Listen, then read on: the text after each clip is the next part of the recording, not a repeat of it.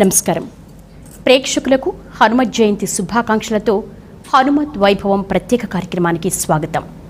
బుద్ధి కుశలత, యశస్సు, ధైర్యం, భయం తొలగుట, వాక్కులో పటుత్వం ఇలాంటి మంచి లక్షణాలన్నీ కూడా హనుమత్ నామస్మరణ వల్ల కలుగుతాయి.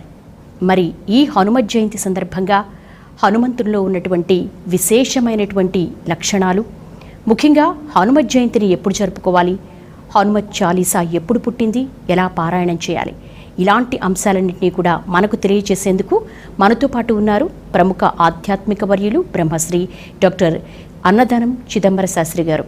ముందుగా గురువుగారికి నమస్సులు తెలియజేద్దాం. నమస్కారం. నమస్కారం గురువుగారు. గురువుగారు, హనుమత్ జయంతి ఎప్పుడు వస్తుంది, అసలు ఎలా నిర్ణయిస్తారు? ముందుగా మన ప్రేక్షకులందరికీ కూడా హనుమత్ జయంతి శుభాకాంక్షలు. హనుమత్ జయంతి అంటే హనుమంతుని యొక్క పుట్టుక. ఈ హనుమంతుని పుట్టుక వైశాఖ బహుళ దశమి శనివారము పూర్వభాద్ర నక్షత్రంలో వైధృతి యోగంలో కర్కాటక లగ్నంలో మధ్యాహ్న సమయంలో జరిగింది. దీనికి కల్పాంతర భేదాల వల్ల కొందరు కార్తీక మాసంలో భావించే వాళ్ళు ఉన్నారు, చైత్ర మాసంలో భావించే వాళ్ళు ఉన్నారు, మార్గశిర మాసం ఆయన యొక్క వ్రతాన్ని జయంతిగా అనుకునే వాళ్ళు ఉన్నారు. ఇట్లా అనేక రకాల భ్రాంతులు ఉన్నాయి. కానీ ఆంజనేయ స్వామి విషయంలో పరమ ప్రమాణ గ్రంథం ఏమిటంటే పరాశర సంహిత. పరాశర మహర్షి స్పష్టంగా చెప్పారు, వైశాఖే మాసి కృష్ణాయాం దశమి మంద సంయుత పూర్వప్రోష్ఠపదాయుక్త తథా వైధృతి సంయుత తస్యాం మధ్యాహ్న వేళాయాం జనయామాస వయుసుతం అని చెప్పి. కాబట్టి ఇంతకు మించినటువంటి ప్రమాణం మనకి మరొకటి లేదు. వైశాఖ బహుళ దశమి అంటే సహజంగా మే నెలలో వస్తూ ఉంటుంది. కొందరు చైత్ర పౌర్ణమిని అంటే ఏప్రిల్లోనే హనుమత్ జయంతి అని చెప్పి చేస్తూ ఉండటం ఉన్నది. ఒకప్పుడు చాలా ఎక్కువ మంది అలా చేసేవాళ్ళు, ముఖ్యంగా మన తెలంగాణ ప్రాంతంలో, ఉత్తరాదిన కొన్ని చోట్ల. ఇప్పుడిప్పుడు పూర్తిగా తెలిసి వైశాఖ మాసంలోనే అందరూ ఆచరిస్తున్నారు. అసలు హనుమంతుడికి సంబంధించినటువంటి పర్వదినాలలో చైత్ర పౌర్ణమి నాడు వచ్చేది హనుమద్ విజయోత్సవము అని అంటారు. రావణవధ అయ్యాక అయోధ్యలో చైత్ర శుద్ధ సప్తమి నాడు రామ పట్టాభిషేకం జరిగింది. ఆ తర్వాత వారం రోజులు అందరూ ఉన్నారు. పౌర్ణమి నాడు విభీషణుడు, సుగ్రీవుడు మొదలైన వాళ్ళందరూ కూడా వీడ్కోలు స్వీకరిస్తున్నారు, వెళ్ళిపోవటానికి సిద్ధమవుతూ ఉంటే అప్పుడు శ్రీరామచంద్రుడు తనకు సహకరించిన వాళ్ళందరినీ సన్మానం చేసి ఆ సందర్భంలో హనుమంతుని యొక్క విజయ విశేషాలన్నింటినీ కూడా చాలా ప్రస్తుతిస్తాడు. ఇంకా విశేషంగా ఒక గొప్ప ఆభరణం తీసి అది సీతాదేవికి ఇచ్చి, సీత, అందరిలోకి నీకు ఎవరు ఇష్టడో అతనికి ఈ అపూర్వమైనటువంటి అనర్ఘమైనటువంటి ఆభరణాన్ని ఇవ్వవలసింది అని అంటే సీతాదేవి హనుమంతుడిని పిలిచి హనుమంతుడికి ఇస్తుంది. ఇది మనకి రామాయణంలో కూడా స్పష్టంగా ఉంటుంది. ప్రదేహి శుభగే హారం అని చెప్పి రాముడు చెప్తాడు. అటువంటి ఆ చైత్ర పౌర్ణమి నాడు ఆంజనేయ స్వామికి అద్భుతమైనటువంటి విజయోత్సవం జరిగింది. కాబట్టి దాన్ని దేశమంతా కూడా, ప్రపంచమంతా కూడా విజయోత్సవంగా చేసుకుంటుంది. ఏప్రిల్లో వచ్చేది హనుమత్ విజయోత్సవము, వైశాఖ మాసంలో వచ్చేది హనుమత్ జయంతి. అసలు ఈ జయంతులు ఒక దేవతకు సంబంధించినటువంటి పర్వదినాలు దేన్ని బట్టి నిర్ణయిస్తారు అంటే ఋగ్వేదంలో ఒక మంత్రం ఉన్నది, భ్రాతర్యా వాణా ప్రథమాయ జధ్వం అని చెప్పి. ఏ రోజు ఏ దేవతకి సంబంధించినటువంటి నక్షత్ర ఉదయం జరుగుతుందో ఆ రోజున ఆ దేవత పూజ చెయ్యాలి అని. మనకి వినాయక చవితి వినాయకుడిని పూజ చేసినా, ఇట్లా హనుమత్ జయంతి హనుమంతుని పూజ చేసినా, ఏ దేనికైనా సరే ప్రమాణము పురాణాల్లో జరిగిన అంతటికి కూడా ఖగోళంలో ప్రమాణం ఉన్నది. ఆ ప్రమాణంతో హనుమంతుని యొక్క అధిష్టాన నక్షత్రం స్వాతి. ఆ స్వాతి ఉదయాన్ని బట్టి కూడా ఈ వైశాఖ బహుళ దశమిని హనుమత్ జయంతిగా వేదపరంగా కూడా నిర్ణయించడం జరిగింది. కాబట్టి ప్రామాణికమైనటువంటి హనుమత్ జయంతి ఎప్పుడు అంటే మే మాసంలో వచ్చేటటువంటి వైశాఖ బహుళ దశమి. ఇది స్పష్టంగా గ్రహించాలి. చైత్రమాసంలో వచ్చేది హనుమద్ విజయోత్సవము. అది హనుమంతుడు అసలు ఎక్కడ పుట్టాడు, ఆయన జన్మస్థలం గురించి? హనుమంతుని జన్మస్థలాన్ని గురించి 1972 నుంచి కూడా నేను హనుమంతుడి మీద పరిశోధన చేసే సందర్భంలో చాలా విశేషంగా పురాణ పరిశీలన చేయటం జరిగింది. ఆయన పురాణ పురుషుడు కాబట్టి సకల పురాణాల్లో అసలు ఆయన జన్మస్థలం గురించి ఉన్నదాన్ని పరిశీలిస్తే మనకి స్పష్టంగా 7 కొండల్లో అంజనాద్రి ఏదైతే ఉన్నదో అది హనుమంతుని యొక్క జన్మస్థలము అని చెప్పి స్పష్టం ఉంటుంది. కానీ ఈ అంజనాద్రి అనే పేరు కలిగినటువంటివి చాలా చోట్ల ఉన్నాయి. ఎవరికి వాళ్ళు వాళ్ళ అంజనాద్రే హనుమంతుని యొక్క పుట్టుక స్థానము అని చెప్పి అనుకోవటం ఉన్నది. జార్ఖండ్లో ఒక అంజనాద్రి ఉన్నది. ఒక స్వామీజీ అయోధ్యలో కలిసినప్పుడు దీని గురించి చర్చ జరిగితే ఆయన అక్కడే ఆంజనేయ స్వామి పుట్టాడు అని వాదించారు. ఆయనకి ఈ ప్రమాణాలన్నీ చెప్పాక ఆయన జార్ఖండ్ పత్రికలోనే హనుమంతుడు 7 కొండల్లో తిరుమల కొండల్లోనే పుట్టాడు అనేది ఆయన అంగీకరిస్తూ పత్రిక వ్యాసంలో కూడా రాశారు. ఆయన అంజనాద్రి ఇక్కడదే అని. అట్లా మహనీయులైనటువంటి వాళ్ళు సత్యాన్ని ఒప్పుకుంటారు. నాసిక్ దగ్గర అంజనాద్రి ఉన్నదని, మహారాష్ట్రలో ఆంజనేయ స్వామి పుట్టాడని కొందరు అంటారు. పంపా తీరం కిష్కింధలో హంపి ప్రాంతంలో ఆంజనేయ స్వామి జన్మస్థలము అని చెప్పి అది ఒక పెద్ద వాదన ఉన్నది. గోవిందానంద సరస్వతి స్వామి అని చెప్పి ఆయన దాని గురించి ఎక్కువగా కృషి చేస్తూ చెప్తున్నారు. కానీ వాళ్ళ దగ్గర ప్రమాణాలు లేవు. మనకి హనుమత్ జన్మస్థలము తిరుమలలో ఉన్నటువంటి అంజనాద్రి అనటానికి స్పష్టమైనటువంటి ప్రమాణాలు ఉన్నాయి. భవిష్యోత్తర పురాణంలో శతానందుణ్ణి జనక మహారాజు అడుగుతాడు, ఈ అంజనాద్రి అనే పేరు ఎలా వచ్చింది అని చెప్పి. శతానందుడు అప్పుడు స్పష్టంగా చెబుతాడు, కేసరి భార్య అయినటువంటి అంజన తపస్సు చేయటం, ఆమెకి వాయుదేవుడు రోజు ఒక ఫలం ప్రసాదిస్తూ ఆయన యందు నిక్షిప్తమై ఉన్నటువంటి పరమేశ్వరుని యొక్క తేజస్సుని ఫల రూపంలో అందించటం, ఆ విధంగా హనుమంతుడు పుట్టడం. ఆమె మతంగ మహాముని యొక్క సలహా మేరకు వెంకటాద్రి మీద ఆకాశగంగకి అభిముఖంగా ఉండి తపస్సు చేసిందని ఇదంతా కూడా శతానందుడు చెప్తాడు. ఇక్కడ మనం ఇంకో విషయం కూడా గుర్తించాలి. శతానందుడు పరమ ప్రమాణం ఆంజనేయ స్వామి విషయంలో. ఎందుకు అంటే స్వయంగా అంజనాదేవి యొక్క సోదరుడు.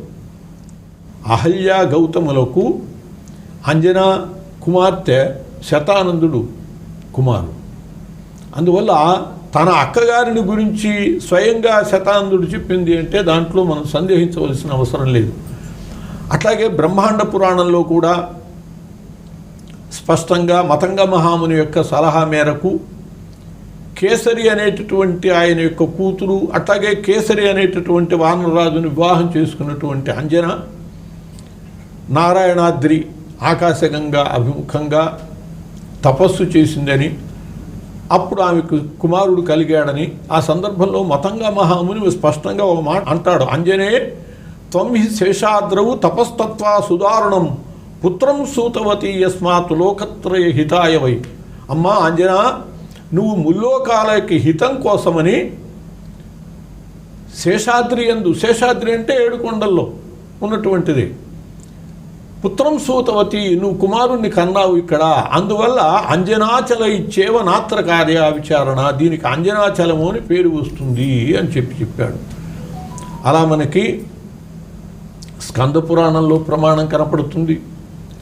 ఈ బ్రహ్మాండ పురాణంలో నారదుడు భృగు మహర్షికి చెబుతాడు. అట్లాగే స్కంద పురాణంలో కూడా వెంకటాచల మహాత్మ్యంలో హనుమంతుడి జన్మస్థలం అదిగా స్పష్టమవుతుంది.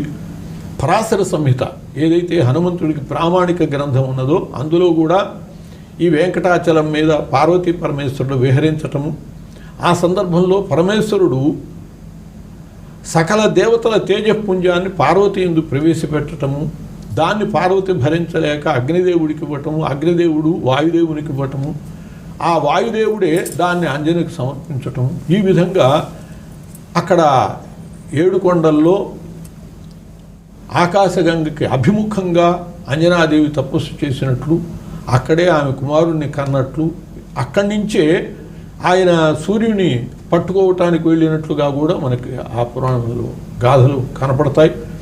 అందువల్ల అనేక పురాణ ప్రమాణాల వల్ల ఆంజనేయ స్వామి యొక్క జన్మస్థలం రామాయణంలో కూడా మనకు కొన్ని ఉదాహరణలు కనపడతాయి. వానరసేనని అన్నిటిని పిలిపించేటప్పుడు అంజనాద్రి నుంచి కూడా వచ్చారు అని చెప్పటం జరిగింది. అదే అంజనాద్రి అయితే అంజనాద్రి నుంచి వచ్చారు అని చెప్పటం ఉండదు కదా. అంజనాద్రి అంటే వేరే ఉన్నది అనే అర్థం, కిష్కింధ కాదు అని. మరి హంపీకి ప్రాధాన్యత లేదా అంటే హంపి చాలా విశిష్టమైనది, ఆంజనేయ స్వామికి ఇష్టమైనది. ఎందువల్లంటే ప్రప్రథమంగా తన దైవమైనటువంటి శ్రీరాముడిని సందర్శించినటువంటి స్థలం పంపా తీరం, హంపి ప్రదేశం. అందువల్ల అలాగే అంజనాదేవి తల్లి మాట ప్రకారం మంత్రి పదవిని సుగ్రీవుడి దగ్గర పొంది అక్కడ ఉద్యోగం చేశాడు. ఆయన పుట్టినది ఇక్కడే కానీ ఉద్యోగం చేసింది అక్కడ.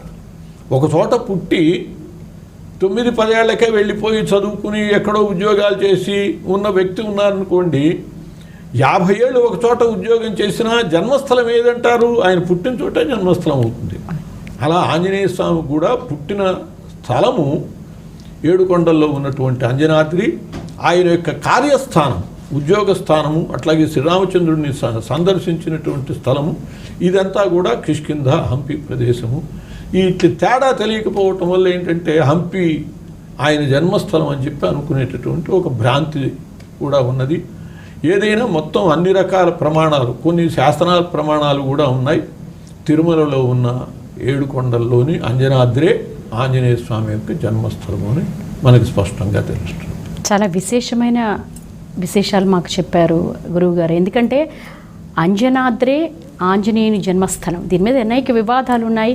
మీరెన్నో పరిశీలన ప్రమాణాలు తీసుకొని ఇలాంటి చక్కటి విషయాలు చెప్పారు. అలాగే హనుమంతుడికి అసలు ఆ పేరు ఎలా వచ్చింది? ఆంజనేయ స్వామికి చాలా పేర్లు ఉన్నాయి.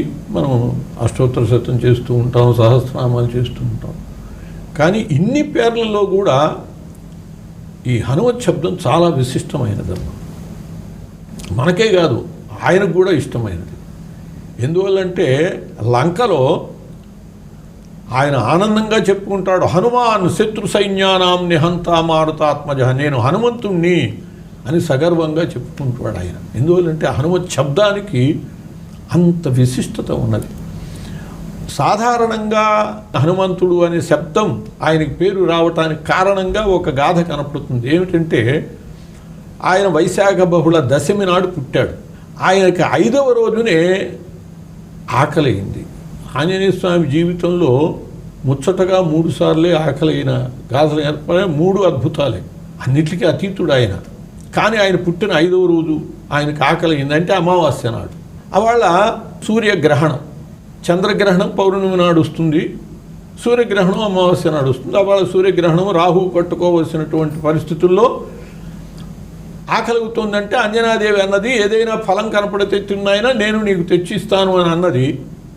ఆకాశం మీద చూసేటప్పటికి ఎర్రగా ఉదయించేటటువంటి సూర్యుడు ఆయన కళ్ళకి అది పెద్ద పండు అని అనిపించింది, అమాంతం. ఎందుకంటే అతీతమైనటువంటి శక్తి గలవాడు కాబట్టి ఆ సూర్యగోళము కూడా ఆయనకి ఫలభ్రాంతిని కలిగించింది. అమాంతం దాన్ని పట్టుకోబోయాడు. పట్టుకోబోయేటప్పటికి రాహు పట్టుకోవాలి కదా, వాళ్ళ గ్రహణం. ఎవడరా వానరబాలుడా, నేను పట్టుకోవలసినటువంటి సూర్యుని నువ్వు పట్టుకుంటున్నావు అనేటువంటి రాహు మీదకు దూకపోయాడు. ఇదేదో చాలా ప్రమాదకరంగా ఉందని చెప్పి రాహు పరిగెత్తుకుంటూ వెళ్ళి ఇంద్రుడికి చెప్పాడు. ఆయన దేవేంద్రుడు కదా, అన్ని రకాల దేవతల కార్యాలు సక్రమంగా నిర్వర్తించేటట్టు చూసే వ్యక్తి ఆయన. ఆయనకి వెళ్ళి చెప్పాడు, ఇట్లా నేను పట్టుకోవాల్సి ఉంటే ఎవడు వానరబాలుడు పట్టుకుంటున్నా అనేటప్పటికి ఆ దేవేంద్రుడు వచ్చి తన చేతిలో ఉన్నటువంటి వజ్రాయుధాన్ని వదిలిపెట్టాడు ఆంజనేయుడి మీదకి. ఎవర్రా నువ్వు, వానరబాలుడా, సూర్యుని కబళించబోతున్నామని. హనుమంతుడు దాన్ని ఏమాత్రం లెక్క చేయాల, ఆయన తోక వెంట్రుకతో నెట్టేసేశాడు వజ్రాయుధాన్ని కూడా. ఎందుకంటే ఆయన పుట్టుకతోనే అంత అసాధారణమైన శక్తి. అప్పుడు బ్రహ్మదేవుడు వచ్చి సత్క్రియ నత్ప్రవర్తంతే త్యజ సూర్యం, ఆంజనేయ ఇవాళ గ్రహణ సమయంలో అనేక రకాల సత్క్రియలు, గ్రహణ స్నానాలు, గ్రహణ జపాలు, గ్రహణ దానాలు ఇవన్నీ ఉంటాయి కదా. మహర్షులందరూ దానికి సిద్ధమై ఉంటే, ఈ రకంగా జరిగితే ఇది ప్రకృతికే చాలా భంగకరమైనది కాబట్టి సూర్యుని వదిలిపెట్టమని చెప్పి బ్రహ్మదేవుడు చెప్పేటప్పటికి అప్పుడు సూర్యుని కబళించకుండా వదిలే పరిస్థితుల్లో ఏమరపాటుగా ఉన్న దశలో మళ్ళీ వజ్రాయుధాన్ని ప్రయోగించాడు దేవేంద్రుడు. అది ఆయన యొక్క దవడకి తగిలింది. వజ్రాయుధము చేత కొట్టబడి కూడా హనువు అంటే దవడ నిలబడినటువంటి హనువు కలవాడు కాబట్టి ఆయనకి హనుమంతుడు అని కీర్తి వస్తుంది అన్నాడు దేవేంద్రుడు. అట్లా అటువంటి గొప్ప హనువు గలవాడు అనే అర్థంగా దేవేంద్రుడి చేత చెప్పబడ్డది ఆ పేరు హనుమంతుడు అని. కానీ నాకు గొప్ప దవడ ఉన్నది అనేది ఆయన ఘనంగా చెప్పుకుంటాడా? కాదు, అంత మాత్రం కాదు. హనుమత్ శబ్దానికి విశిష్టత మధ్వాచార్యుల వారు చెప్తారు. హనుశబ్దో జ్ఞానవాచీచ హనుమానితి శబ్దత అని. హను అంటే జ్ఞానం అండి, హనుమంతుడు అంటే జ్ఞానవంతుడు. అతులిత బలధామం స్వర్ణశైలాభదేహం ధనుజవన కృశానం జ్ఞానినామగ్రగణ్యం అంటాం ఆయన్ని. ఆ అర్థము హనుమత్ శబ్దంలో ఉన్నది అని అన్నారు. బుద్ధిమతాం వరిష్టం అంటాం. కాబట్టి హనుమత్ శబ్దము అంటే హను అంటే జ్ఞానము అని, హనుమంతుడు అంటే జ్ఞానవంతుడు అని అంత విశిష్టమైనటువంటి అర్థం ఉన్నది అని చెప్పారు. అతి వాంగ్నిపుణ కపిహి అని శాస్త్రం. ఆంజనేయ స్వామి అంత జ్ఞాని మాటకారి మరొకడు లేడు అని. అందువల్ల హనుమంతుడు అనేటటువంటి దానికి జ్ఞానవంతుడు అనే విశిష్టమైన అర్థం ఉన్నది అని తెలుసుకోవాలి. అంతేకాదు, మీరు మొట్టమొదటిలోనే పరిచయంలో చెప్పారు, హనుమత్ శబ్దానికి వల్ల బుద్ధి, బలం, యశః, ధైర్యం, నిర్భయత్వం, అరోగత, అజాడ్యం, వాక్పటుత్వంచ హనుమత్ స్మరణాద్ భవేత్. హనుమత్ శబ్దాన్ని స్మరించటం వల్ల బుద్ధి, బలము, కీర్తి, ధైర్యము, నిర్భయత్వము, అరోగత్వము, అజాడ్యము, వాక్పటుత్వము 8 అష్టసిద్ధి నవనిధికే దాత అని చెప్పాడు తులసీదాసు. అటువంటి అష్టసిద్ధులు ఇవి కూడా. మామూలుగా అణిమ మహిమ చైవ అని అష్టసిద్ధులు ఉన్నాయి.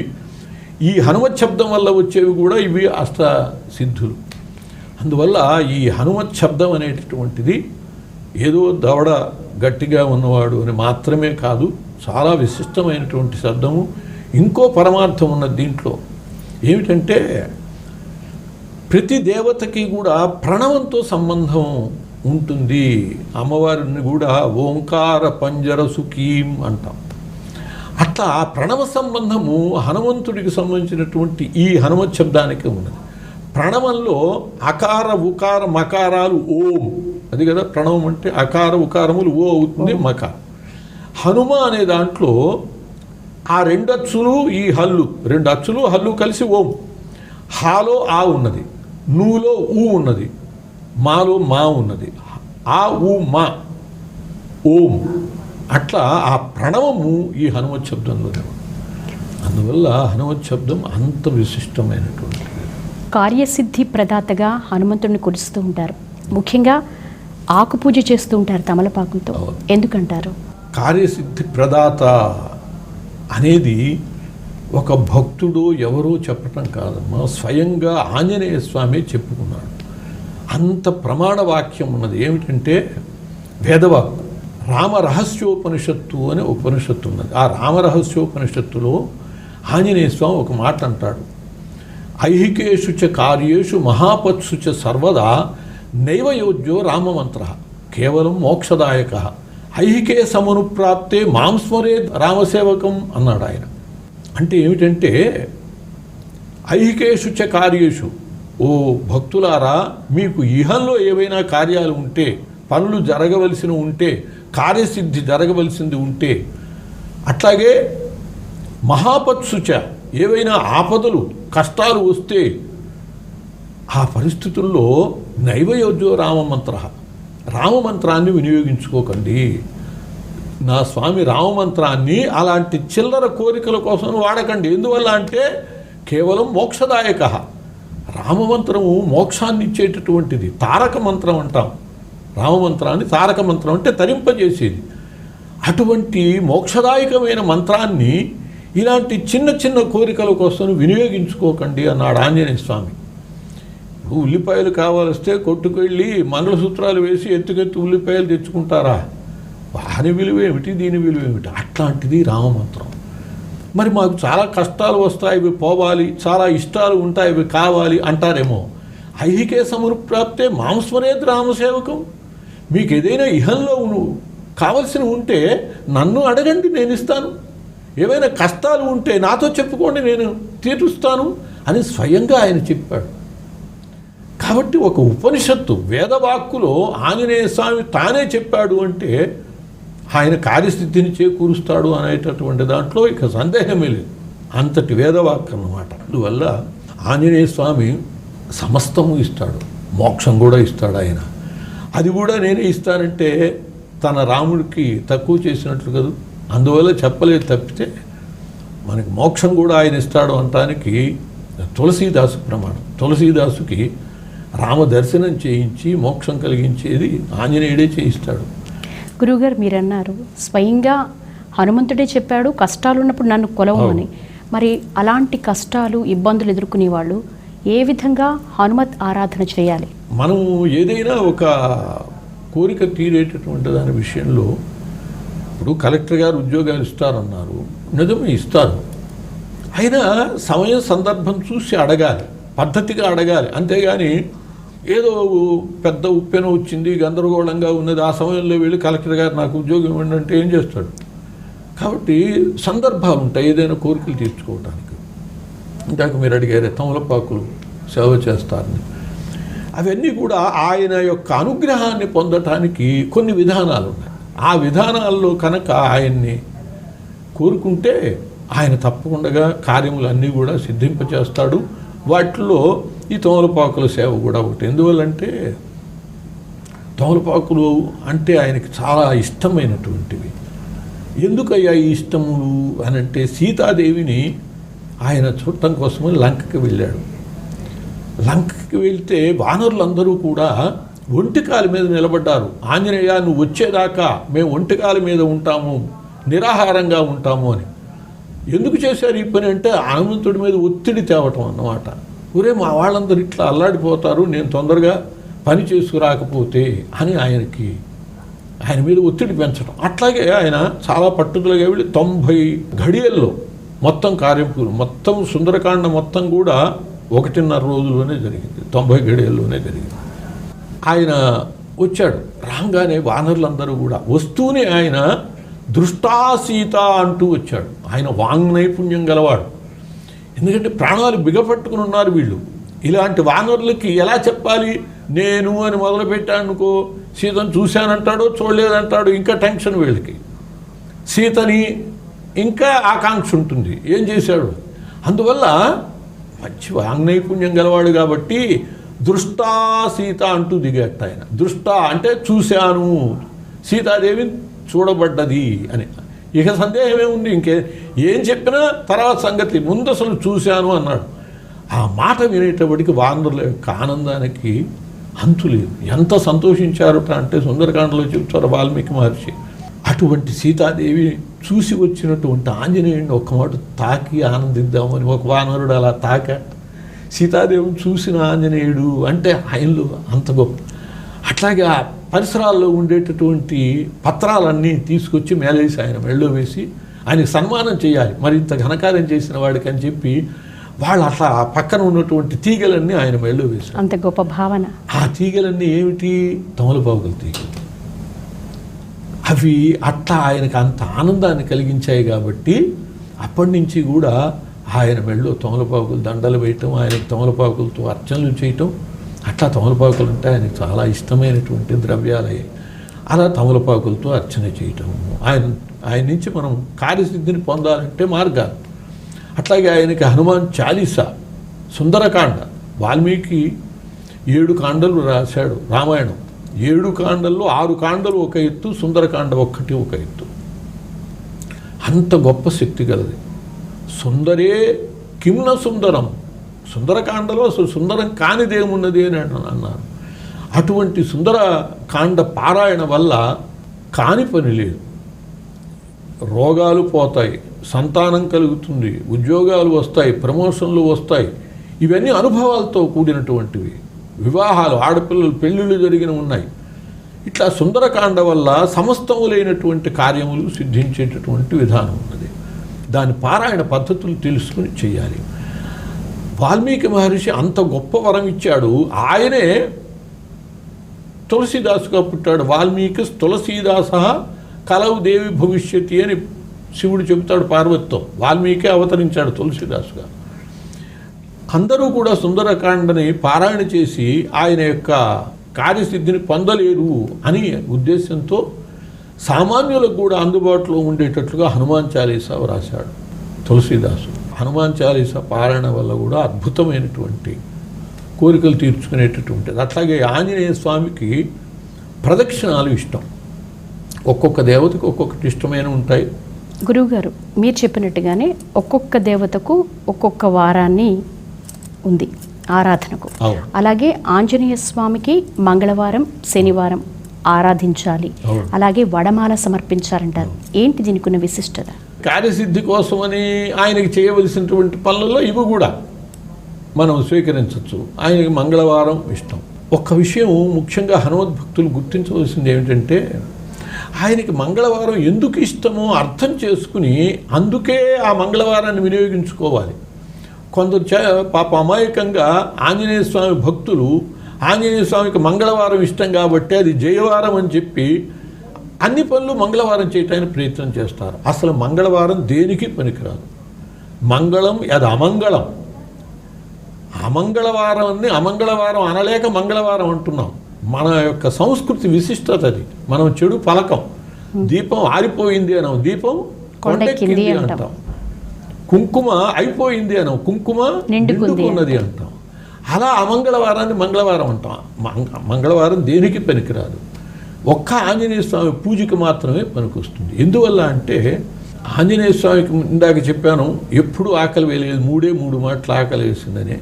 ఒక మాట మంగళవారం నాడు ఆయనకి ఆకలింది. సీతాదేవి దగ్గరికి వెళ్ళి అమ్మ ఏదైనా ఆహారం పెట్టవలసింది అని చెప్పి అడిగాడు. అడిగితే సీతాదేవి అప్పుడు ఏం చేస్తుందంటే పాపిట సింధూరం అత్తుకుంటోంది. అన్నది, నేను నాయన ఈ సింధూరం ధరించి నీకు ఆహారం ఇస్తాను. ఎందుకమ్మా సింధూరం ధరించటము అని అడిగాడు. అమ్మవారు అన్నది, నాయన చిటికటి సింధూరం ధరించటం వల్ల నీ తండ్రికి ఆయుర్దాయం పెరుగుతుంది అన్నది.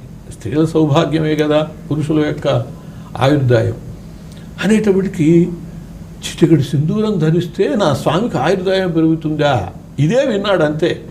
మిగతావన్నీ ఆలోచించాలి. ఆ ముగ్ధ భక్తికి నిదర్శనంగా ఆయన వెంటనే పరిగెత్తుకుంటూ వెళ్ళిపోయాడు. వెళ్ళి అంగట్లో ఉన్నటువంటి సింధూర బస్తా ఉంటే అది మొత్తం ఎత్తుకుని ఒంటి నిండా కుమరించుకున్నాడు.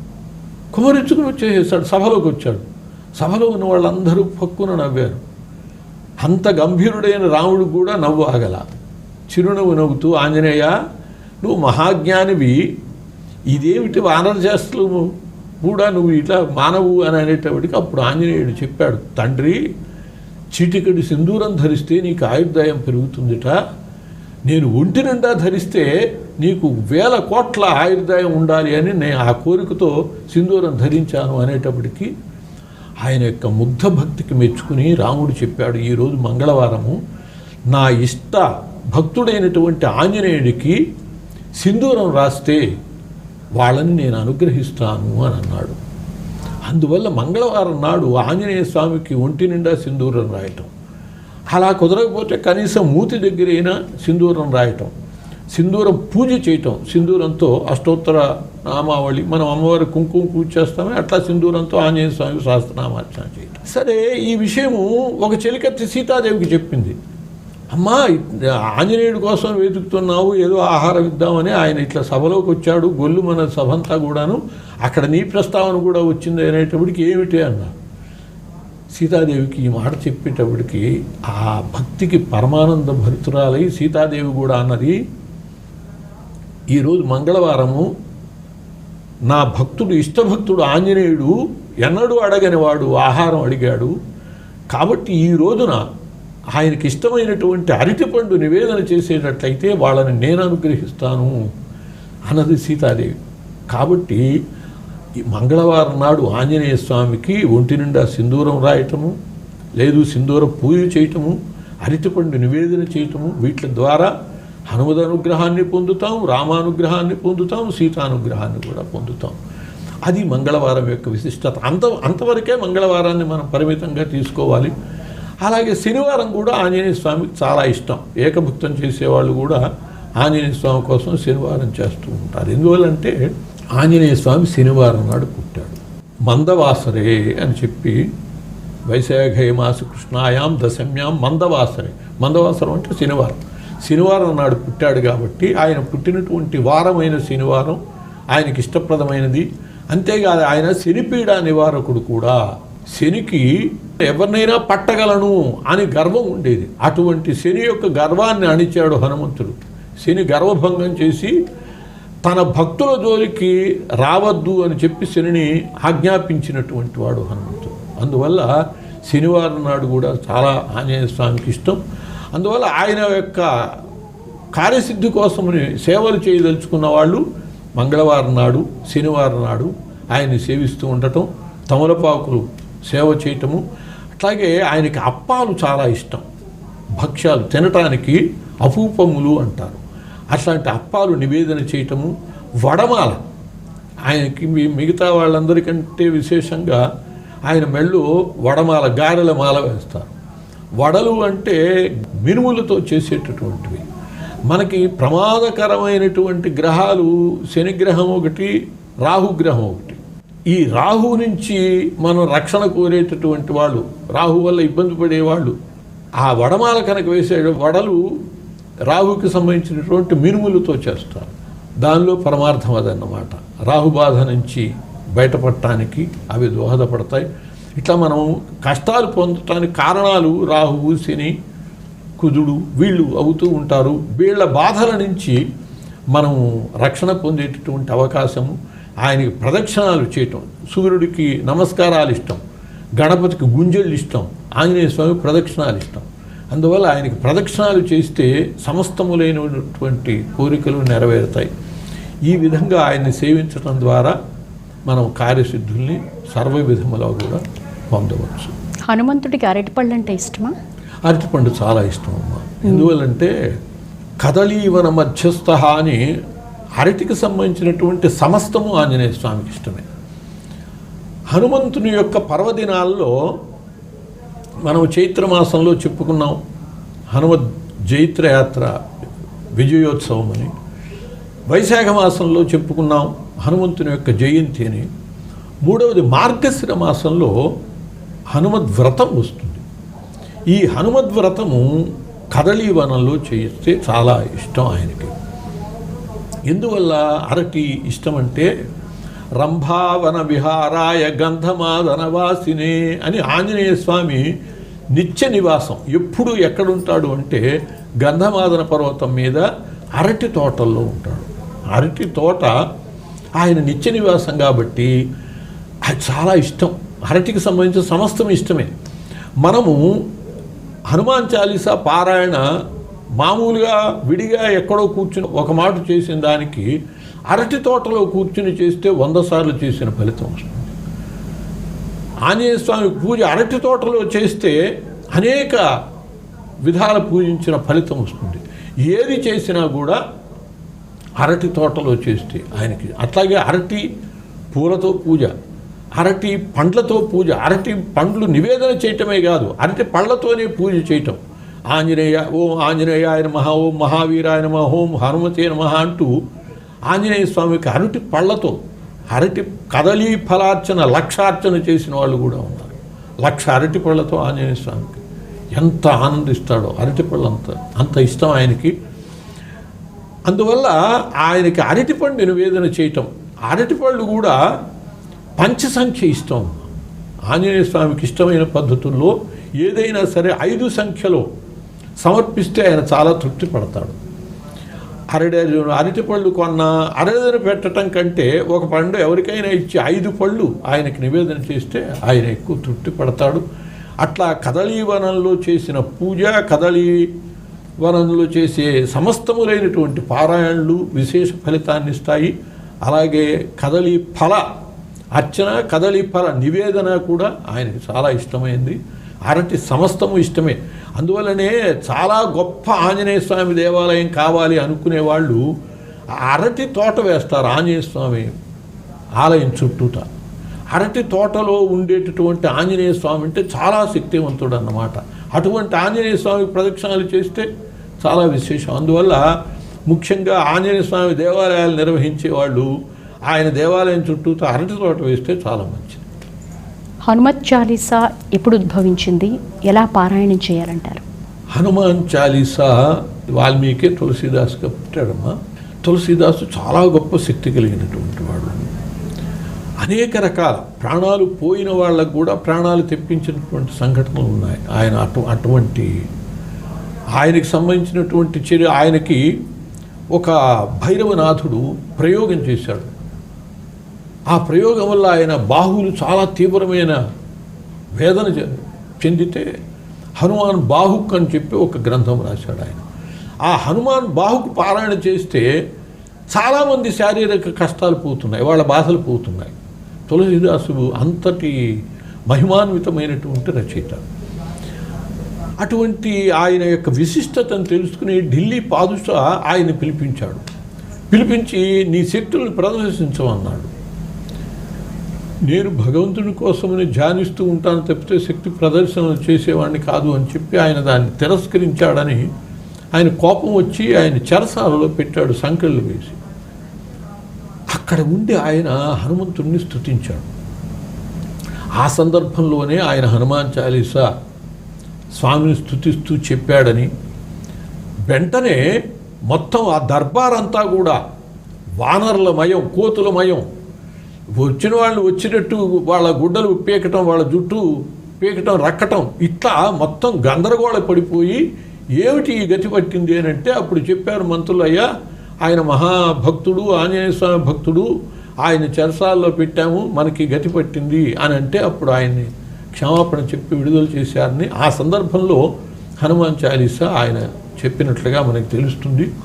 ముఖ్యంగా సుందరకాండలో ఎంత శక్తి ఉన్నదో చిన్న హనుమాన్ చాలీసాలో లేకపోతే ఆయన రాసినవి చాలా ఉన్నాయి సాహిత్యం. హనుమాన్ చాలీసాకు ఉన్నంత ప్రచారము ఇంకా దేనికి లేదు. ఎందువల్లంటే హనుమాన్ చాలీసా దేనికైనా ఒక శక్తి దేనివల్ల వస్తుంది అంటే ఆ తపస్సుని ధారపోయటం వల్ల వస్తుంది. వాల్మీకి మహర్షి అలా తపస్సుని ధారపోశాడు సుందరకాండలో. ఆ విధంగా తన తపస్సుని ఆవేదనతో చాలీసాలో తులసీదాసు ధారపోశాడు కాబట్టి దానిలో అంతటి శక్తి వచ్చింది. కాబట్టి హనుమాన్ చాలీసా పారాయణ చేస్తే సుందరకాండ పారాయణ చేసినంత ఫలితాలన్నీ కూడా వస్తాయి. రోగాలు పోగొట్టుకున్న వాళ్ళు ఉన్నారు, ఉద్యోగాలు సంపాదించుకున్న వాళ్ళు ఉన్నారు. పారాయణలో కూడా కొన్ని పద్ధతులు ఉన్నాయి.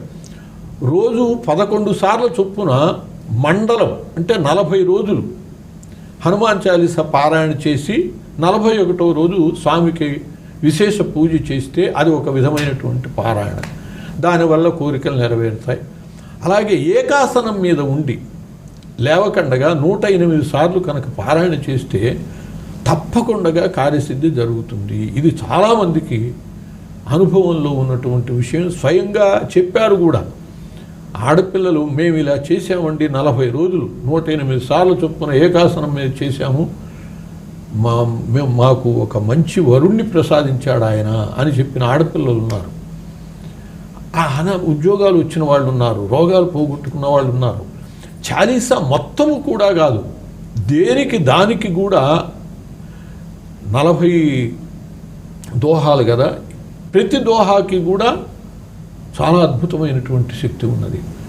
ఏదైనా ఒక సందర్భంలో ఒక కుటుంబం వాళ్ళు చెప్పారు, మాకేదైనా రుగ్మత ఆరోగ్యం బాగుండకపోతే నా సైరోగ హరై సబ పీరా జపత నిరంతర హనుమత వీర, నా సైరోగ హరై సబ పీరా జపత నిరంతర హనుమత వీర అని చెప్పి పదే పదే అదే మేము స్మరిస్తామండి, మాకు రోగ ఉపశాంతి కనపడుతోంది అంటే ఒక్క ఆ దళము అంతటి శక్తిని చూపిస్తుంది. అలాగే ఏదైనా భూత ప్రేతాది బాధలు ఉన్నవాళ్ళు భూత పిశాచ నికట నిహావై మహావీర జబనామ సునావై, భూత పిశాచ నికట నిహావై మహావీర జబనామ సునావై. మొత్తం చాలీసా చదవక్కర్లా, అంత మాత్రం చేసినా కూడా అట్లాగే ఆయుర్దాయంతో ఇబ్బంది ఉన్నటువంటి వాడు యుగ సహస్రయోజన పరభాను లీల్యోతాహి మధుర ఫలజాను అని చేసి ఫలితం పొందిన వాళ్ళు ఉన్నారు. ఇట్లా ఒక్కొక్క దళము కూడా చాలా శక్తి కలిగినటువంటిది హనుమాన్ చాలీసా. ఇక మొత్తం చాలీసా పారాయణ చేసే వాళ్ళకి, నిత్యము ముప్పూటలా పారాయణ చేసే వాళ్ళకి స్వామి నేనున్నాను తోడు అని అనిపిస్తాడు. అంతటి విశిష్టమైనది హనుమాన్ చాలీసా. గురువుగారు చెప్పండి. హనుమంతుణ్ణి ఆజన్మ బ్రహ్మచారి అంటారు. మరి ఈ సువర్చలాదేవి ఎవరు? వీరికి కళ్యాణం ఎందుకు చేస్తారు? చాలా ముఖ్యమైనటువంటి వివాదగ్రస్తమైనటువంటి విషయం. హనుమంతునికి ఆయన బ్రహ్మచర్య నిష్ఠ గరిష్ఠుడు, దాంట్లో ఏమాత్రం సందేహం లేదు. ఆయన సువర్చలాపతి కూడా. బ్రహ్మచర్యము అనేదంటే ఏమిటి అనేది ముందు అసలు గ్రహించాలి. ఆయన బ్రహ్మచారి అంటే అనేక రకాల మనం ఆ బ్రహ్మచర్యాన్ని అర్థం చేసుకోవాల్సిన అవసరం ఉన్నది. బ్రహ్మణి చరతీతి బ్రహ్మచారి, రామయేవ పరబ్రహ్మ, రామయేవ పరంతప, రామయేవ పరం సత్యం, శ్రీరామో బ్రహ్మతారకం అని రామరూప పరబ్రహ్మమునందు చరించేవాడు కాబట్టి అటువంటి బ్రహ్మచారి ఒకటి. రెండవది, అసలు బ్రహ్మచర్యం అనేటటువంటిది 4 రకాలుగా ఉంటుంది. గాయత్రము, బ్రాహ్మము, ప్రాజాపత్యము, బృహన్ అని చెప్పి బ్రహ్మచర్య 4 రకాలు. ఈ 4 రకాల్లో ప్రాజాపత్య బ్రహ్మచారి అని అంటే ఏమిటంటే వివాహం అయి నియమబద్ధమైనటువంటి జీవితం జీవించే వాళ్ళని కూడా బ్రహ్మచారులుగా చెప్తారు. ఒక్క విషయం మనం అర్థం చేసుకోగలిగితే ఆంజనేయ స్వామి యొక్క బ్రహ్మచర్యాన్ని, ఆయన యొక్క భార్య సహిత్వాన్ని అంగీకరించగలుగుతాం. ఏమిటంటే కృష్ణ పరమాత్మ ఉన్నాడు, ఆయన అస్ఖలిత బ్రహ్మచారి. కృష్ణో అష్టమహిషీ భర్త షోడశ స్త్రీ సహస్రక అనాది బ్రహ్మచారీతి కథ్యతే అని. కృష్ణునికి అష్టమహిషులు ఉన్నారు. రుక్మిణి, సత్యభామ, జాంబవతి, మిత్రంద, వీళ్ళంతా 16,000 మంది ఉన్నారు. ఇంకా అయినా ఆయన అస్ఖలిత బ్రహ్మచారిగా చెప్పబడుతున్నాడు. దీన్ని మనం అర్థం చేసుకోగలిగితే మరి కృష్ణ పరమాత్మ ఇంతమంది భార్యలు ఉన్న కృష్ణ పరమాత్మ అస్ఖలిత బ్రహ్మచారి అయినప్పుడు ఒక భార్య ఉన్న ఆంజనేయ స్వామి బ్రహ్మచారి అనటానికి ఇబ్బంది ఏమిటి? వాళ్ళని ప్రాజాపత్య బ్రహ్మచారులు అని అంటారు. రామకృష్ణ పరమహంస ఉన్నారు. రామకృష్ణ పరమహంస ఆయన బ్రహ్మచర్య నిష్ఠా గరిష్ఠుడు అనటంలో ఏమాత్రము సందేహం లేదు. కానీ ఆయనకి శారదామాత భార్య ఉన్నది. అందువల్ల భార్య ఉండటానికి బ్రహ్మచర్య నిష్ఠకి ఏమి ప్రతిబంధకం కాదు, ఒకదానికి వ్యతిరేకం కాదు. ఇంకో చిన్న విషయము, మహర్షులైనటువంటి వాళ్ళే ఆయన పూజా విధానంలో చెబుతూ ఆగచ్చ హనుమద్దేవ త్వం సువర్చలయా సహా పూజా సమాప్తి పర్యంతం భవ సన్నిహితో ముదా అని చెప్పారు మహర్షులు. అయ్యా, నువ్వు సువర్చలా సహితుడవై వచ్చి నా పూజని స్వీకరించవలసినది అని చెప్పి ఆవాహన చేస్తారు. చేశాక పీత కౌసేయ కౌపీనం ధార్యంచ బ్రహ్మచారిభి అర్పయామి మహాబాహో అని చెప్పి, అయ్యా బ్రహ్మచారులకు సమర్పించేటటువంటి కౌపీనము కూడా ఇదిగో నీకు సమర్పిస్తున్నాను అని అంటారు. పైనేమో సువర్చలా సహితుడోయి రావయ్యా అని అన్నారు. తర్వాత మళ్ళీ వీరే ఇంకా ఏ దేవతకి మనం కౌపీనం అంటే గోచి కూడా మనం మామూలుగా పట్టు వస్త్రము, ఉత్తరీయము సమర్పిస్తాం, యజ్ఞోపయుక్తం సమర్పిస్తాం. కానీ ఆంజనేయ స్వామికి కౌపీనం కూడా సమర్పించాలి. ఎందుకంటే బ్రహ్మచర్య నిష్ఠా గరిష్ఠుడైనటువంటి వాడికి అది కూడా సమర్పించాలి. అంటే ఒకే మహర్షి ఒకే పూజలో సువర్చలా సహితుడు రమ్మని అంటూనే నువ్వు బ్రహ్మచారివి కాబట్టి ఇదిగో కౌపీనం సమర్పిస్తున్నాను అని అన్నాడు. అంటే ఆ బ్రహ్మచర్యానికి ఈ భార్య ఉండటానికి ఒకదానికొకటి ఇబ్బందికరాలు కావు. ఆయన వ్రతం, అది బ్రహ్మచర్య వ్రతం. శ్రీరామచంద్రుడిది ఏకపత్ని వ్రతం, హరిశ్చంద్రుడిది సత్యవ్రతం. మరి రాముడిది ఏకపత్ని వ్రతం అంటే సత్యం పలకడనే, సత్యం వ్రతం ఆయనది కాదనే కాదు, ఒక్కొక్కరిది ఒక్కొక్క ప్రత్యేక వ్రతం ఉంటుంది. అట్లా హనుమంతుడిది బ్రహ్మచర్య వ్రతం. అసలు ఆయనకి వివాహం జరగటానికి కారణం ఏమిటంటే తల్లి యొక్క ఆజ్ఞ ప్రకారము సూర్యభగవానుడి దగ్గరికి విద్యలు నేర్చుకోవటానికి వెళ్ళాడు. వెళితే సూర్యభగవానుడు మొదట్లో కాదన్నాడు, పరీక్షించటం కోసమని. తర్వాత ఆయనకి విద్యలు నేర్పుతూ ఉంటే ఏకసంతాగ్రాహిగా ఒక్క మాట చెబితే చాలు సకల శాస్త్రాలు అలా వచ్చేస్తున్నాయి. చాలా ఆశ్చర్యపడ్డాడు, ఆనందపడ్డాడు, ఇటువంటి శిష్యుడు లభించాడు అని. ఆయనకి గతంలో జరిగినటువంటి ఒక సంఘటన గుర్తుకొచ్చింది. ఏమిటంటే సూర్యుని యొక్క భార్యని సంజ్ఞాదేవి అంటారు. ఆమె విశ్వకర్మ యొక్క కుమార్తె. వివాహం అయితే జరిగింది, కానీ సూర్యుని తాపాన్ని భరించలేకపోయింది. ఆమె పుట్టింటికి వచ్చింది. పుట్టింటికి వస్తే తల్లిదండ్రులు ఆలోచించి, అమ్మా ఏదైనా సరే పతిగృహే భవ దాస్యమపి క్షమం తవ దాస్యమపి క్షమం, భర్త ఇంట్లో నువ్వు బతకడం మేలు, కానీ పుట్టింటికి రావటం ఇది నీకు మంచిది కాదు, నాకు మంచిది కాదు అనేటప్పటికీ ఆమె వెళ్ళిపోయి ఆ సూర్యభగవాని దగ్గర ఉండలేక తన యొక్క ఛాయను సృష్టించి తాను తపస్సుకు వెళ్ళిపోయింది. ఆ తర్వాత విశ్వకర్మకి తెలిసింది ఈ విషయము. సూర్యభగవాను యొక్క అనుమతితో సూర్యుని తరచాడు, అంటే ఆయన యొక్క శక్తిని తగ్గించాడు. ఆ చిత్రిక పట్టినటువంటి కొంత శక్తి పక్కన చేరింది. ఆ శక్తికి బ్రహ్మదేవుడు ప్రాణప్రతిష్ఠ చేశాడు. శక్తి స్త్రీ స్వరూపం కాబట్టి ఆ సూర్యుని యొక్క వర్చస్సే సువర్చల అనేటటువంటి అమ్మాయిగా ఏర్పడ్డది. దేవతలందరూ అడిగారు, అపురూప సౌందర్యవతిగా ఉన్నటువంటి ఈమె ఎవరికి భార్య అవుతుంది అని అడిగితే అప్పుడు బ్రహ్మదేవుడు చెప్పాడు, ఎవరైతే సూర్యుడిని ఫలభ్రాంతితో పట్టుకోవటానికి ఎగురుతాడో ఆయనకి ఈమె భార్య అవుతుంది అని. అది గుర్తుకొస్తుంది సూర్యుడికి. గుర్తుకొచ్చి అప్పుడు హనుమంతుణ్ణి కోరుతాడు తన కుమార్తె అయినటువంటి సువర్చలని వివాహం చేసుకోమని.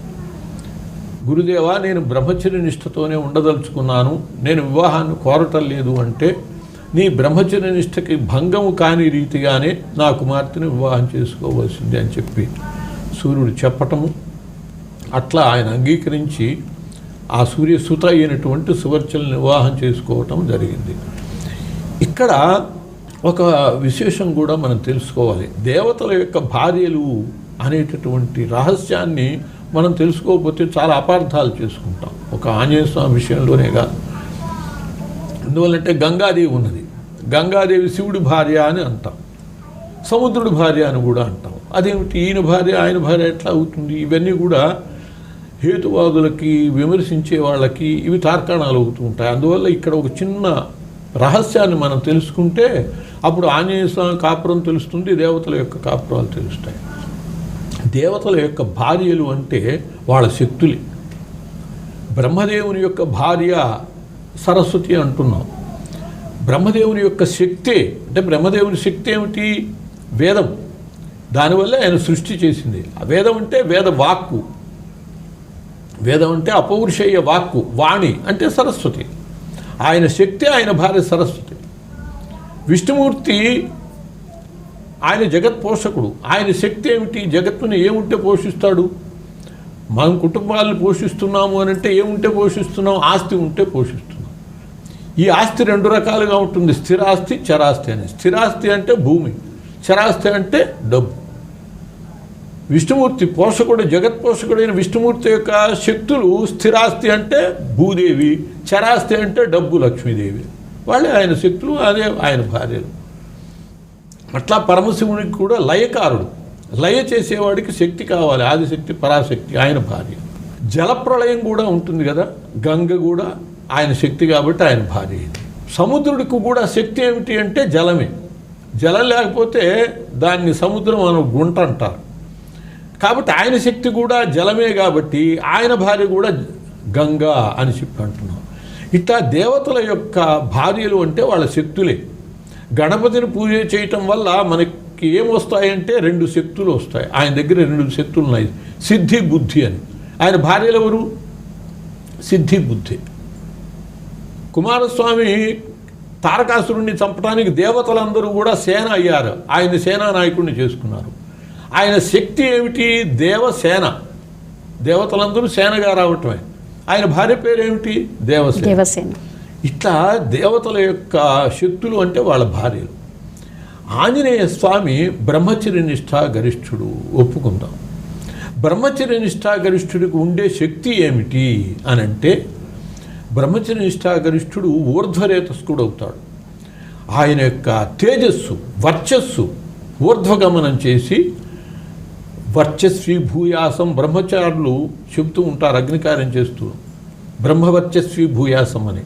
బ్రహ్మచర్య నిష్ఠాగరిష్ఠులకు ఉండే శక్తి ఏమిటంటే వర్చస్సు, సువర్చస్సు, అదే సువర్చన. కాబట్టి బ్రహ్మచర్య నిష్ఠాగరిష్ఠుడు కాబట్టే ఆయన భార్య సువర్చల అయింది. సువర్చలాపతి షష్ఠ అని చెప్పి ఆంజనేయ స్వామికి 9 అవతారాలు ఉన్నాయి. ఈ 9 అవతారాల్లో 6వ అవతారం సువర్చల ఆంజనేయ స్వామి.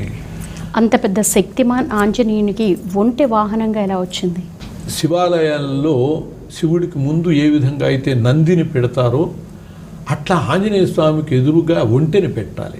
ప్రతి దేవాలయంలో కూడా కొన్ని తెలిసినటువంటి దేవాలయాల్లో పెడుతూ ఉంటారు ఆంజనేయ స్వామి ముందు ఒంటెని. ఎందుకు ఆ ఒంటె వాహనంగా ఏర్పడ్డది అంటే, ఆంజనేయ స్వామి విష్ణుమూర్తిను పరమశివుడు వాదులాడుకుని పందాలు వేసుకోవటం వల్ల శివుడు విష్ణుమూర్తికి సేవ చేయవలసినటువంటి అవసరం వచ్చింది. అలా ఆంజనేయుడుగా శివుడు ఆ రామసేవ, విష్ణు సేవ చేయాలి కదా శివుడు విష్ణు సేవ చేయాలి కాబట్టి దాన్ని విష్ణువు రాముడుగా వచ్చినప్పుడు శివుడు ఆంజనేయుడిగా ఏర్పడి ఆ సేవను పూర్తి చేసుకున్నాడు. అట్లా ఆయన సేవకుడిగా వచ్చే సందర్భంలో పార్వతీదేవి అన్నది, నాథ, మీరు అర్ధనారీసులుగా నన్ను ఎప్పుడూ వదిలిపెట్టకుండా ఉంటారు, అర్ధనారీసులుగా, మరి వేరే అవతారాల్లో కూడా నేను మీ వెంట ఉండాలి అని నా కోరిక అని అంటే, అలాగే అని చెప్పి అంగీకరించాడు. ఆంజనేయ స్వామి యొక్క శక్తి దేనిలో ఉంటుంది అంటే తోకలో ఉంటుంది. ఆ తోక పార్వతీ స్వరూపమే. అందువలనే ఆంజనేయ స్వామికి తోకకి బొట్టు, లాంగూల పూజ చేస్తారు. తోకకి బొట్లు పెడుతూ ఒక ప్రత్యేకమైన పూజా విధానం ఉన్నది. కార్యసిద్ధికి అది కూడా ఒకటి దోహదకారి. ఆ బొట్టు పెట్టడం ఎవరికంటే పార్వతీదేవికి పెట్టినట్టే ఆయన తోక. ఆ సందర్భంలో నందీశ్వరుడు ఇది విని వాళ్ళ సంభాషణ, మహానుభావ, నా సేవ కూడా అలా అవతారాంతరాల్లో స్వీకరించండి అని ప్రార్థించాడు. సరే అని అంగీకరించాడు. ఆ నందీశ్వరుడే ఉష్ట్రంగా ఏర్పడ్డాడు.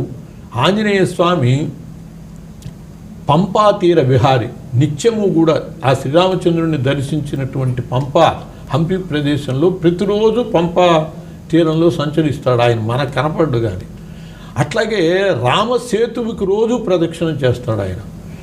ఈ రామసేతు ప్రదేశము, ఈ పంపా ప్రదేశం, ఇదంతా కూడా ఇసుక తిన్నెలు.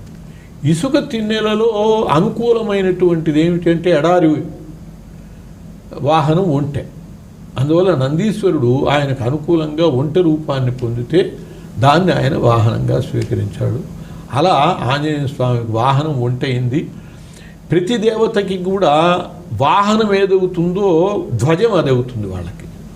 వాళ్ళ కింద వాహనంగా ఉంటుంది, వాళ్ళ పైన ధ్వజంగా ఉంటుంది. గరుడ వాహనుడు విష్ణువు, గరుడ ధ్వజుడు కూడా కదా.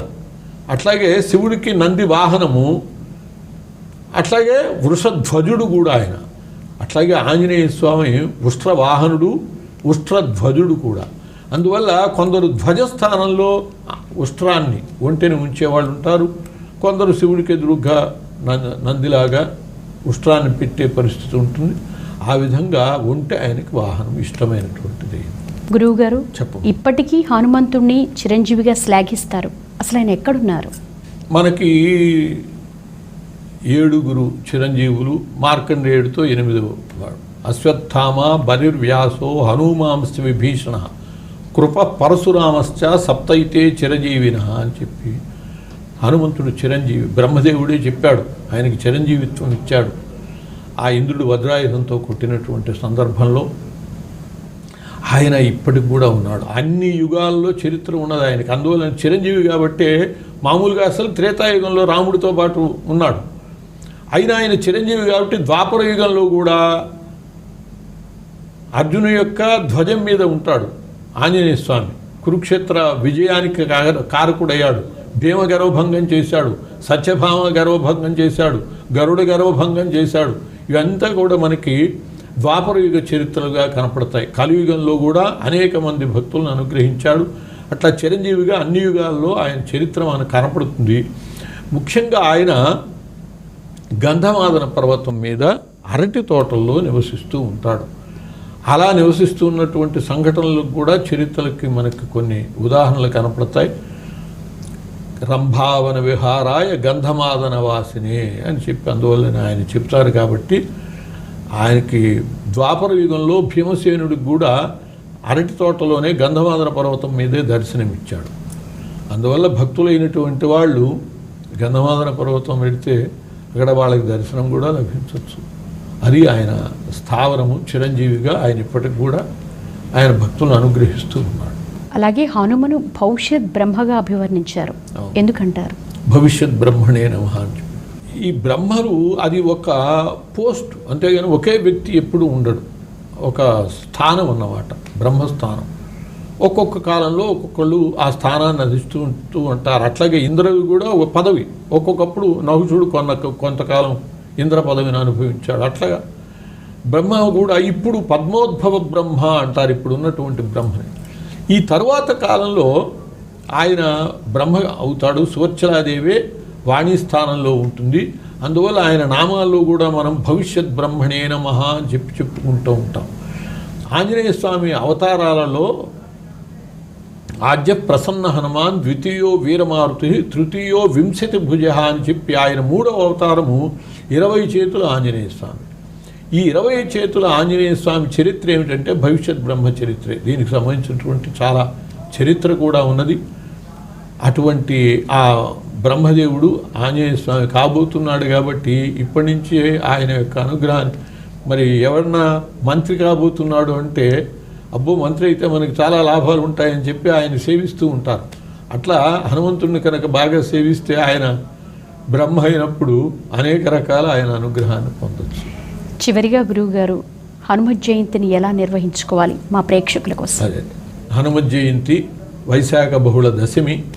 ఈ హనుమత్ జయంతి రోజున ఆయనకి నిద్రలేస్తూనే చక్కగా ఆంజనేయ స్వామికి కూడా ప్రాతస్మరణ, అట్లాగే అమల కనకవర్ణం అంటూ సుప్రభాతం ఉన్నది. చక్కగా సుప్రభాతంతో ఆంజనేయ స్వామిని మేలుకొలపటము, అక్కడి నుంచి ఆయనకి అభిషేకం చేయటం. అభిషేకాల్లో కూడా ఆంజనేయ స్వామికి మన్యు సూక్త అభిషేకం చాలా ఇష్టం.